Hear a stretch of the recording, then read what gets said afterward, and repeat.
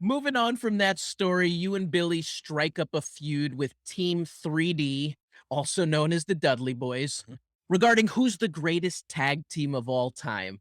How excited are you to work with Devon and Bubba? Well, you're half right. I'm excited to work with one of them anyway. I'm just kidding.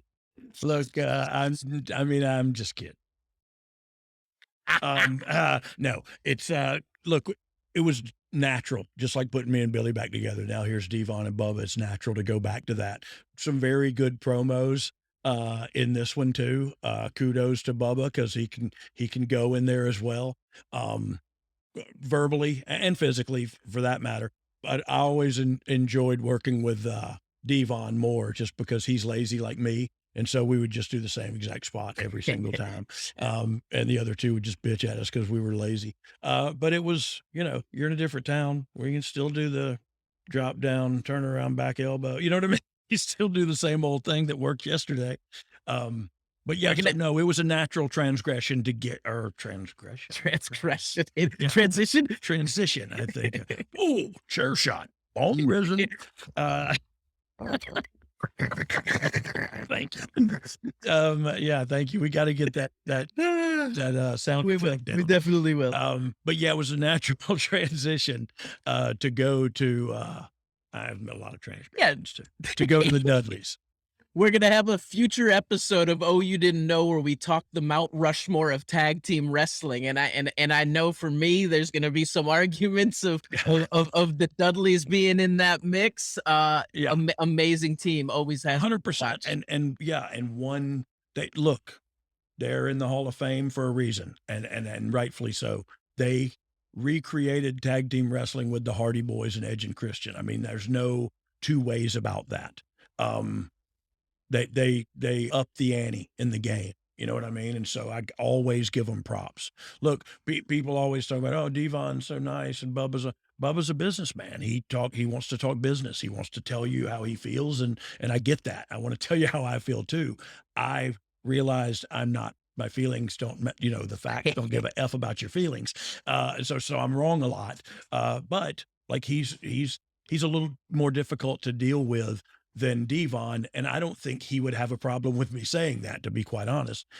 He's just a pro, and he wants to get down to business, and that's the way he works, and so you got to respect that. Well, let's get down to the business there in TNA and take a listen to one of the great promo battles that took place between you two and Team 3D.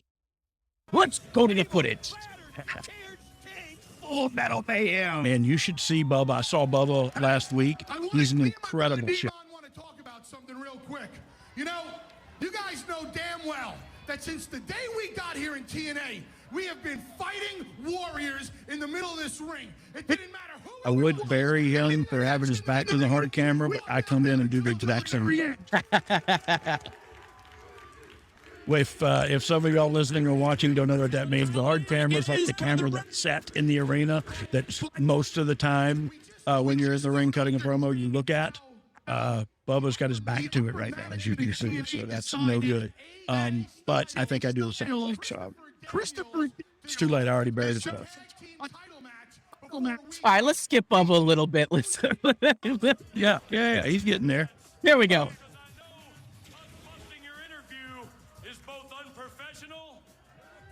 Disrespectful.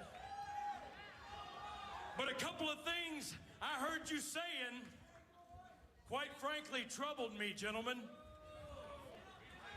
You see, I'm speaking firmly. I heard you say that you were the most distinguished tag team in professional wrestling history.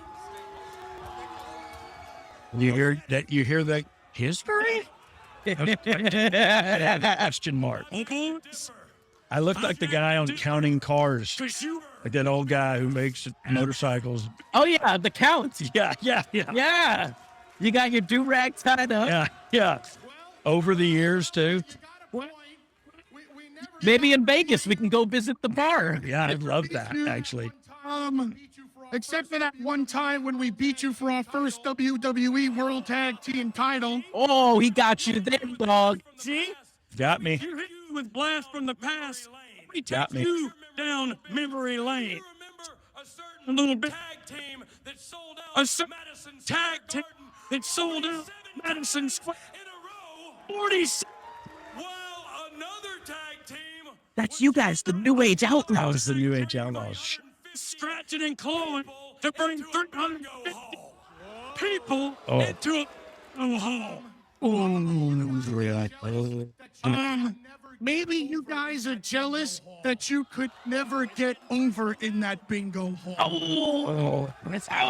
Now, This is good TV, man. you know what? B-52. I don't even play bingo. You sunk my battleship. Me too. You Listen suck. to this. Oh shit. This ain't no bingo. That's just a little riff and a high five and get back to business. Yep, for those that didn't see, they had a little sign of respect between each other for those jokes. And we're into business here. Do this. This bickering back and forth is getting us absolutely nowhere. But I think I got a solution to our little dilemma. At Sacrifice, gentlemen, our dance card is wide open. So if you got what you think it takes, then you scribble us in and let's do the damn thing. The best thing about this whole thing is at the end, watch me kiss Devon. Watch Devon. I kiss him right on the lips. I did that to Rock one time too. I promise. When you hit my face, it's weird, and so I'm just gonna kiss you to make it weirder. At Sacrifice. You got a deal. All right, two of the most Here we go. You got a deal. wrestling history are going to get it on a Sacrifice. Wow, BG James just kissed Brother Davon. Obviously, he's We got sitting our on this. Oh, Devon didn't. Yeah. Devon didn't know whether to let. Look at When did it. it This get is our- Oh, There's a true story about Devon when they first started working there. We worked with them in Madison Square Garden, and like the place was packed, and I in the middle of the match, I just stuck my thumb up his butt, like as far as I could get it up his butt. You know, it was like just messing around, and he jumped so high and jumped out of the ring, and he never let.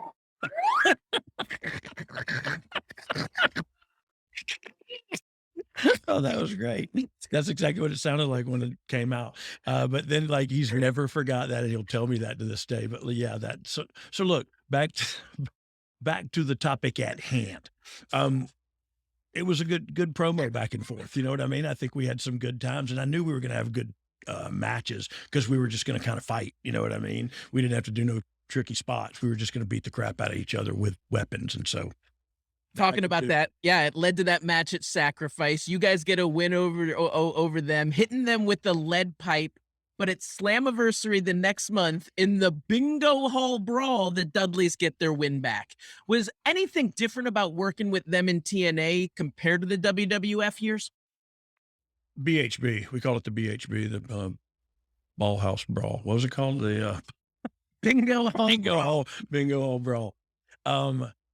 Yeah, no. It was the same. I knew what they could do. They knew what I could do. I couldn't do any more. That's for dang sure. I could probably do a little less. But that's what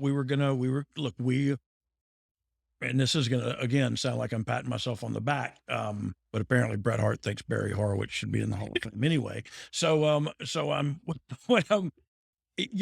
but we worked before. We knew what to do we maximize our strengths and minimize our weaknesses. And we go out there and we have a good little match, and we know what'll pop them. We know what won't, and we figure it out. You know what I mean? So I knew they could both work. I trust them with my body. And I trust,